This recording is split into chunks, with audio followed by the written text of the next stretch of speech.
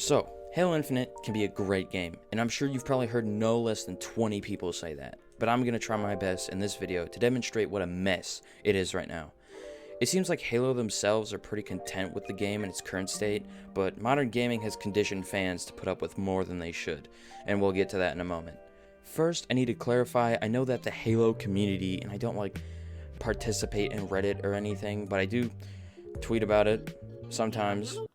So I don't know if simply playing the game means that you're part of the community. I would think that you need to communicate to be part of a community, but I digress. I know that the Halo community can be some toxic sons of bitches, but that's not going to influence me on my takes. Second of all, if you enjoy the game and disagree with my points, that's perfectly fine. I don't hate you, I'm not harassing you or making fun of you, and I don't think anybody else should do that either. So basically, have some common sense and take a deep breath if this video rustles your jimmies. And without further ado, let's get into it. As I said earlier, modern gaming has conditioned folks to put up with more than they should. Launches, poor progression systems, lackluster quality control, unbelievable decisions when it comes to game design, absolutely no forethought, the list can go on forever. I've seen people be quite positive in regards to respecting this game and how it has launched over the past months, and I absolutely respect their positivity, as I've tried to stay positive with this game, but it just...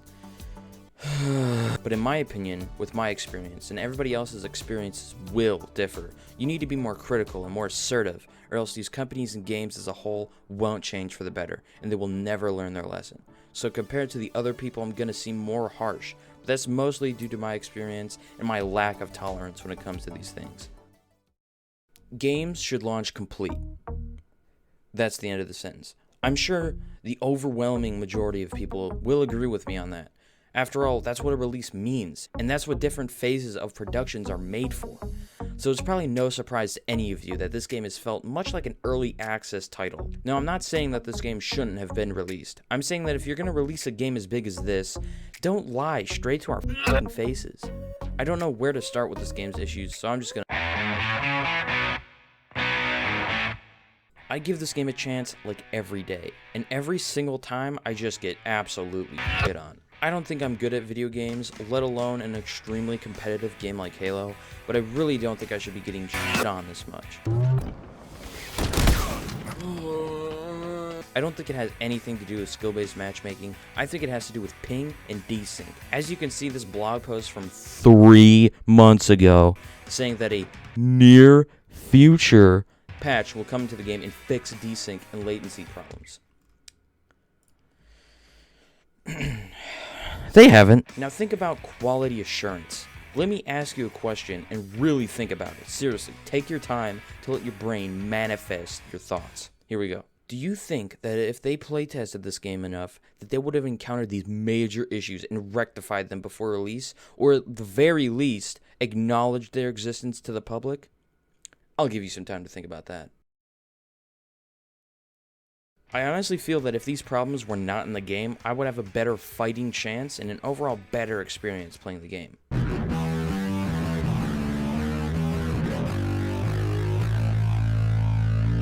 Now, I'm sure you've heard a million different content creators talk about progression, so naturally, I'm going to do the same thing. Challenges are cool.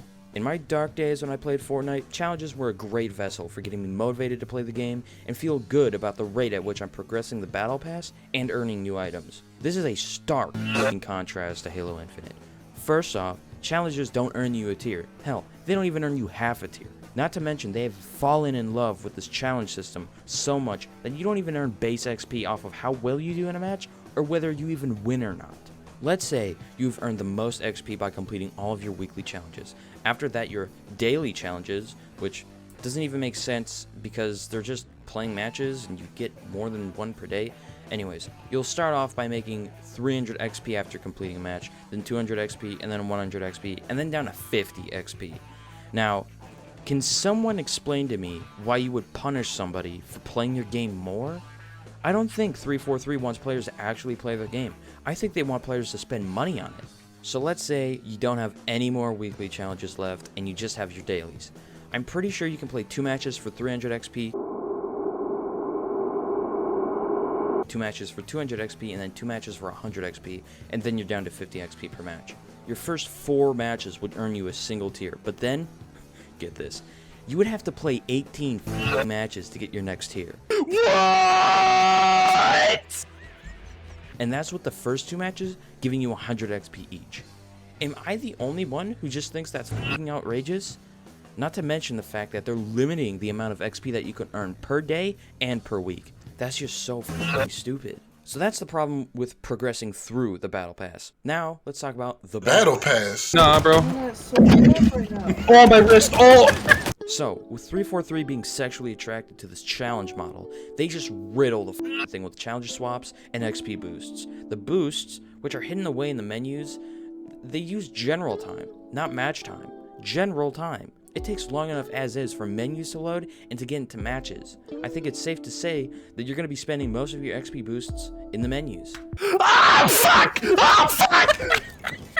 With this most recent update, Last Spartan Standing, which is an absolute fucking sweat fest of a mode, and the fact that they make you play it for challenges is really ridiculous. Not to mention, with the new game mode, they say that if you leave after you're fully dead, that your challenges will still track, but I've had multiple instances where they don't. Not to mention, when they do, it takes 10 minutes for them to actually count, and you could be spending that time completing other challenges, but no, because you can only do 4 at a time. They replace a bunch of normal weekly challenges with the new event challenges every event, so if you want to get that precious XP for your battle pass, you might just have to play something that you don't want to. For example, there are regular weekly challenges that force you to play ranked, or that force you to play very specific game modes that you can't just search for. No, you have to queue quick play or big team battle and play until you get the right fucking mode, and it will take you an eternity longer if they require you to win these matches, which just completely demolishes your efficiency for earning XP. And with a challenge system that incorporates lazily made challenges such as those, that gives them an excuse to put challenge swaps in the game and then put them in your battle pass. There are literally tiers in your battle pass that are just challenge swaps and XP boosts. Oh! Wombo combo! Oh! This is what I'm talking about. Players have just been conditioned to put up with this because they feel that nothing they can do can change their favorite games. And to some degree, unfortunately, they're right.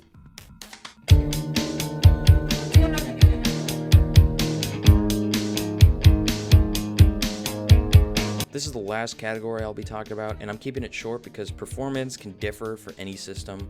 I'm playing on PC, and performance can majorly change depending on PC specs and PC specs. This game crashes for me like no other game has crashed for me before. I will be hard at work at these ball-busting challenges, and the game will just hard crash with nothing to show for it. Expensive oh, my game just crashed.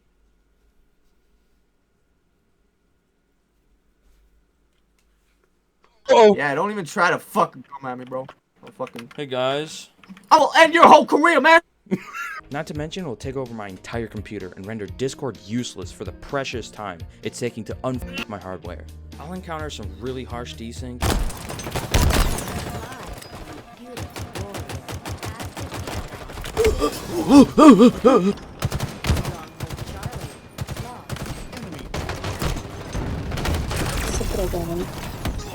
Of easy wind and downy flake. The woods are lovely, dark and deep.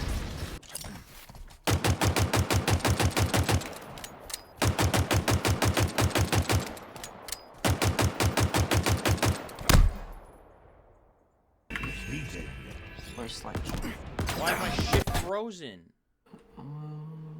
And I'll just restart my game. But I can't use my desktop shortcut because every time, no matter if the game crashes or if I quit it manually, it'll just keep saying the same dumb shit about my cloud storage or whatever the f this is. I'll throw texture issues in here too. At the start of the game, when my questionable teammates are showing off their horrendous armor, it'll take a second for their textures to load, which isn't bad, but like, the sequence is meant to show off your Spartan, and when they're looking like a wet spray-painted napkin for a few seconds, it really takes you out of it. But that's still better than whatever the f this shit is.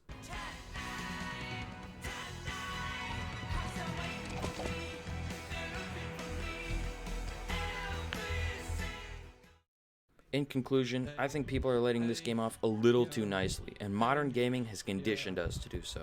If you love the game and have fun with it, that's perfectly fine. In fact, I have fun with it from time to time.